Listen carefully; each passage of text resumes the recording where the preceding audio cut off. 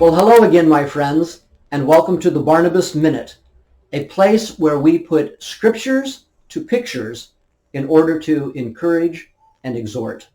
Today we're going to be reading from Psalm 46, verses 1 through 3, and this actually is a fairly famous psalm.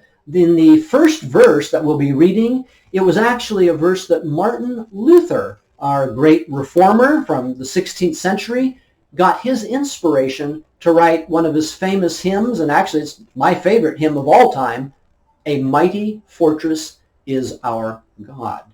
And also in verse 10, which we won't be reading, that's a famous verse. That's the one that says, "Be still and know that I am God." But we're going to be reading verses 1 through 3, so let's dig into them and see what strength and encouragement we can get from them. Here we go, verse 1. God, and the word for God here is Elohim. It's the same name that's used of God in Genesis 1:1. In the beginning, God, Elohim, created the heavens and the earth. But here, God is our refuge. A refuge is a shelter of hope, of safety, of health, and he is our strength. My friends, if God is omnipotent, as the scriptures teach, then where else are we going to find unlimited strength to overcome? But he continues, God is a very ready help in trouble.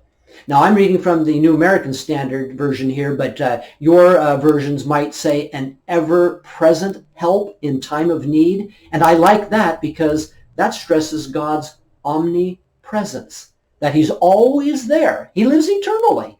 He's always there to help us, no matter what time of trouble we're facing. But we continue, verse 2. Therefore, we will not fear.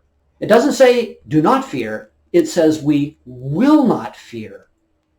Even though the earth shakes and quakes, even though the mountains slip into the heart of the seas, in verse 3, even though its waters, the roaring ocean, roar and foam, and even though the mountains quake at its swelling, we will not fear. My friends, this is really powerful, poetic imagery here. Elohim, the creator of the heavens and the earth, gives us refuge and help and shelter. He provides us with strength. He's always there at every moment of our lives because he's eternal and ever-present help in time of need. No matter what happens, this is even like apocalyptic imagery of the end of the world where things falling apart, the heavens falling, the mountains falling into the sea and so forth. Still he is there to give us that help and that hope. Therefore, we will not fear. Isn't that wonderful? I hope you can recall these 3 verses this week if you're facing anything challenging, and especially after the last year of the pandemic and so forth, that these verses will give you hope and give you strength. So until next time, God bless.